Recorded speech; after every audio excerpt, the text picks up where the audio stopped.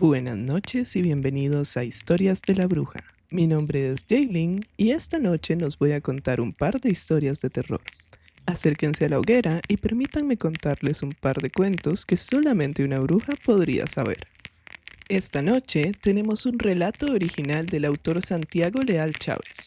Nuestro autor es una persona autista en el grado Asperger dentro del TEA, a la que desde muy joven le encantaba leer. Le obsesiona la historia, la paleontología, el ajedrez, la filosofía y la literatura.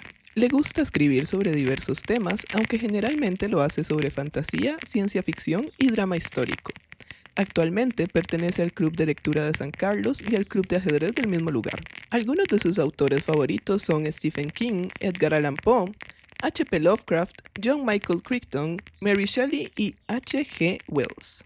Esta noche Santiago nos trae una historia sobre guerra, lunas y definitivamente sobre no subestimar al enemigo. Sin más, avanzamos con La noche sangrienta de los colmillos salvajes en plena luna llena. Dudaba yo si se volverían a encender tras ese fatídico 28 de junio de 1914, en donde todas las almas pusieron el grito de la victoria en el cielo y los ángeles y Dios lloraban hasta cuán cruel podía ser su creación. Invierno del año 1917. Me encuentro en el frente oriental junto con mi batallón de hombres, cerca de una aldea ucraniana casi destruida y completamente vacía. Los cadáveres de nuestros combatientes adversarios yacían todavía desde hacía semanas en el suelo, mientras que mis hombres robaban y tomaban las pertenencias y útiles de quienes ya no habitaban aquellos lares, que seguramente habían de ser hermosos hogares por diversos motivos pasados e irrelevantes. Debía obtener útiles de valor después de que acabase la masacre o para realizar hogueras. Yo me encontraba haciendo de centinela. En un bosque cercano, varios batallones rusos se habían acoplado en una pequeña villa cercana que se encontraba a poco más de 135 metros de nuestra posición. Hacía 7 días habíamos intentado asaltarles, pero nos recibieron con el espíritu tenaz de Piotr el Grande, con fuego de metralla y disparos. Tal vez con fuego de artillería pesada podríamos tomar su posición, pero los altos mandos ordenaron reservarla para después del invierno y trasladarla al frente occidental. De todos modos, todos sabían ya, incluyendo los propios franceses e ingleses, que tras la batalla de Cowell no faltaría mucho para que el frente oriental acabase hacia nuestro favor. Entre la situación económica del gigante estado eslavo y su gran cantidad de bajas, yo especulaba ya que sería una cuestión de semanas para que el enorme imperio del este terminase aceptando la derrota inminente y cesaran las hostilidades. En cuanto al general Invierno, aparentemente se había desgastado junto con el estatus de nuestros enemigos, y afectaba más a estos últimos que a nosotros mismos, por lo que posiblemente se encontraba en nuestro favor ferviente. Más que una violada invernal, parecía un suave beso otoñal, tan suave como la piel de las piernas de una mujer. «Las hogueras llamarían la atención, mi capitán», dijo el cabo Freudberg, fumándose un cigarro. «No lo creo. A como está su situación, dudo mucho que se atrevan a lanzar un ataque. Además, ellos ya saben dónde está nuestra posición y nosotros sabemos dónde está su posición.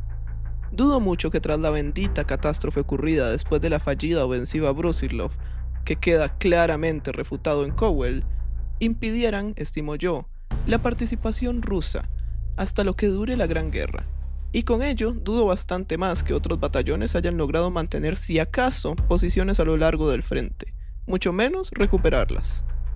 Freudberg se alejó lentamente y se sentó frente a una hoguera donde se cocinaba la carne recién fresca de un retriever ruso y 2 huskies. Por mi parte, seguí manteniendo mi posición de centinela, sentado con el rifle sujetado en mis 2 manos, e inhalando rape de la mesa mientras me encontraba mirando las estrellas, las constelaciones y el cielo nocturno, cuya única fuente de luz provenía de la luna y casi no se percibía por las nubes, por las ramas y copas de los árboles, pero durante un momento de lucidez que no duró más de 30 segundos, cuando el viento hizo soplar las ramas de los árboles a dirección contraria y las nubes se despejaron, fue que la deslumbré. Era plena luna llena. Aunque solo lo vislumbré por 30 segundos, se veía claramente, a la par de aullidos de lo que parecían ser lobos que impregnaron el ambiente sonoro. Mientras me metía las líneas del maravilloso polvo blanco por la nariz que me hacía volar la imaginación y la creatividad del combate en mi cabeza, el traqueteo inconfundible El sonar de los disparos de los rifles rusos me alejaron de mis pensamientos intrínsecos. Eso, y los terribles gritos de dolor y sufrimiento que se escuchaban en un idioma que me parecía inentendible, pero que por su acentuación me parecía bielorruso. Estaban siendo asaltados. Como todo buen alférez y teniente prusiano condecorado con la máxima distinción de la Cruz de Hierro, tenía la libertad de dirigir a mis hombres sin permiso previo de mis mayores cuando veía que la oportunidad era perfecta. Y esa era sin duda alguna una perfecta situación. Con mis hombres en fila, sprintamos y marchamos hacia el enemigo, esperando a que no hubiera repelido el ataque para que nos dispararan con sus ametralladoras, mientras que en mi cabeza me imaginaba yo, de quién putas fue el bastardo que logró penetrar las posiciones enemigas y el cómo carajos le hizo. En un momento dado, los gritos y los disparos iban disminuyendo a medida que nos acercábamos, y un olor a carne desmembrada empezó a infiltrarse por las narices de mis hombres y en la mía. ¿Eso era buena o mala noticia?, me preguntaba yo. Llegamos a la villa y empezamos a inspeccionar las casas abandonadas y vacías, construidas de un concreto que ahora se encontraba cicatrizado, a la par de que el olor a plomo y a tripas no hacía que el lugar me diera buena espina. Entonces la encontramos, la trinchera. Nos asomamos y no había absolutamente nada ni nadie. Nos metimos en la trinchera y al caminar siento algo crujiendo debajo de mi bota. No era una rama ni un insecto por lo que se sentía. Asomé la lámpara y era una mano humana, sin piel y sin trozos de carne. Se veía claramente la grasa y el hueso. Entonces gruñidos, ladridos y aullidos. Nuevamente asomé la lámpara a mi izquierda. Eran cientos y cientos. Bolsas de pelaje gris, tirando a negros de ojos blancos sin pupila y mordisqueando la carne de los cadáveres con sus colmillos. Y comienzan a abalanzarse contra nosotros, en plena luna llena. Intento disparar mi rifle, pero el cerrojo se atasca, así que uso la bayoneta y la culata para defenderme de uno que se abalanzó con dirección a mi pecho. Me tira al suelo y le logro ensartar la bayoneta en un costado del que era incapaz de distinguir su cualidad de diestro o zurdo, a diferencia de mi capacidad de ver la herida abierta por un buen golpe, por lo que el animal patalea y muerde mi mano. Suelto el rifle. Agarro mi revólver y le golpeo el hocico con la culata de este. El lobo me suelta y se lleva consigo 3 dedos de mi mano y me deja con los huesos de la muñeca completamente rotos. Entonces lo siento en mis piernas. 20 pequeñas navajas afiladas cual obsidiana y clavadas en mi fémur. Siento cómo atraviesan la tela de mi pantalón, para después atravesar piel, carne, grasa y llegar hasta el hueso de mi pierna que se rompe y queda al descubierto para mis hombres. Siento cómo el animal me zarandea en plena oscuridad, encima de mi espalda. Estoy completamente ciego, no puedo ver nada más. Entonces siento vómitos y náuseas al escuchar cómo me arrastra por un camino lodoso y terroso, con sus colmillos clavados hasta en mi alma. Lo último que sentí fueron colmillos clavados en mi cuerpo, desgarrándome la carne, la piel, los órganos, las grasas y los huesos. Lo último que saboreé fue la sangre saliendo de mi boca dislocada y mis dientes rotos. Lo último que escuché fueron aullidos. Lo último que olí fue un aroma repulsivo, el más repugnante de los olores. Lo último que vi fue una plena luna llena, y después cerré los ojos resignado por tener el mismo destino que los bielorrusos. Lo último que pensé era la muerte. Este ha sido el cuento escrito por Santiago. ¿Qué les ha parecido? A mí en lo personal, y de hecho le comentaba cuando me lo envió por correo, me parece que logró crear una atmósfera muy interesante y muy profunda. Creo que dio un ejemplo muy real de cómo son las campañas militares, todo esto de el centinela drogándose para permanecer activo, agreguemos comillas, los otros viendo si podían atacar a esta gente que tenían súper cerca. De hecho, yo no sé si ustedes sabían, pero hay como toda una historia de un partido de fútbol que se dio en Navidad, en una de las guerras más grandes que existen, y que al día siguiente los soldados estaban matando entre ellos. Entonces era muy normal que las tropas estuvieran a muy poca distancia. En general me parece increíble y me parece súper buena la conexión con el inicio de cuando solo ve la luna por 30 segundos. Después inmediatamente se empiezan a escuchar los aullidos y son estos hombres lobos o estos lobos que lograron llegar y atacar en ese momento y que lo último que vea sea esa luna que le pareció increíble antes. Además me gusta mucho leer historias un poco más contemporáneas porque son un poco más fáciles de interpretar y de leer que muchas de las que son mucho más antiguas. Y me gusta la conexión que hay entre que está ambientado en 1917, entonces realmente no es un ambiente muy moderno, pero está escrito en la modernidad, entonces esto hace que sea mucho más fácil de digerir, que sea mucho más disfrutable el leerlo. Como segunda parte del podcast había considerado grabar un segundo cuento de Ambrose Bierce, el incidente en el puente Owl, si no me equivoco es el nombre, o el incidente en el puente del Búho.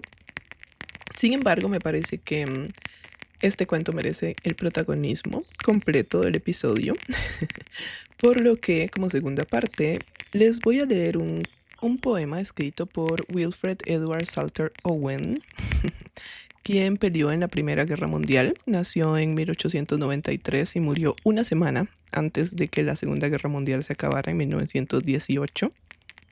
Es conocido por haber escrito varios poemas que hablaban sobre los horrores que se vivían en el frente de batalla. Además, se considera por algunas fuentes que es uno de los poetas homosexuales de la época. Es importante que existía todo un círculo de poesía súper sofisticada del cual solo formaban parte las personas homosexuales de esta época. Y uno de sus amigos más cercanos, que se llamaba Siegfried Sassoon, estoy probablemente pronunciando mal el nombre, era un homosexual abiertamente y además era como su patrocinador, como su mecenas. De hecho, Wilfred muere porque Siegfried, su amigo, se tiene que devolver porque es herido en el frente de batalla, entonces él siente que es su responsabilidad relevarlo para poder seguir contando los horrores que están sucediendo en esta guerra.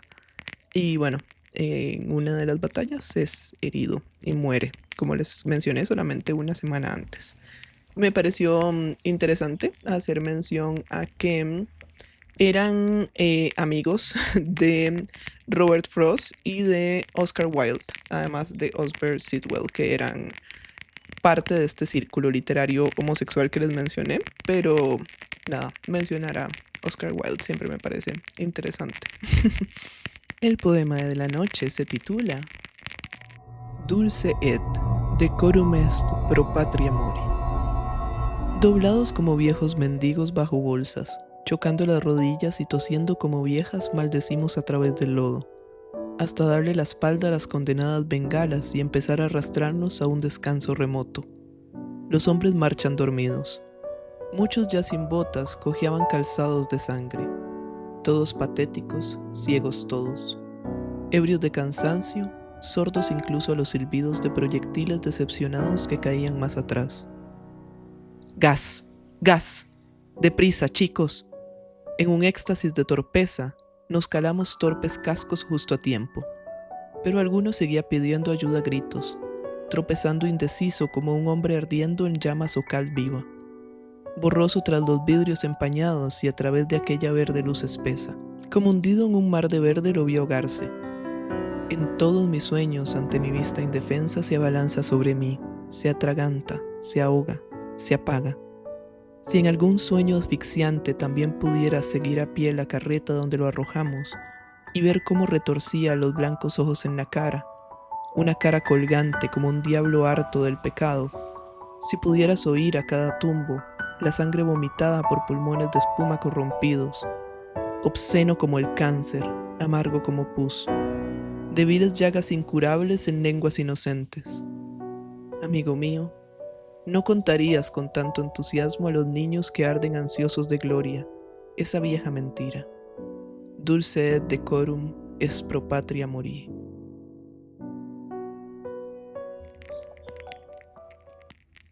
este ha sido el último poema de la noche. ¿Qué les parece el poema que en español se titula Dulce y honorable es morir por la patria? A mí me parece muy adecuado al contexto histórico en el cual estamos rondando o entrando en una tercera guerra mundial. En el país del que yo vengo no tenemos ejército. Sin embargo, no sobran los comentarios en redes sociales sobre este tipo de personas que piensan que deberíamos de tener, que llegado un conflicto armado nos va a hacer falta, o incluso la gente que dice que no se es lo suficientemente masculino por no haber hecho el servicio militar.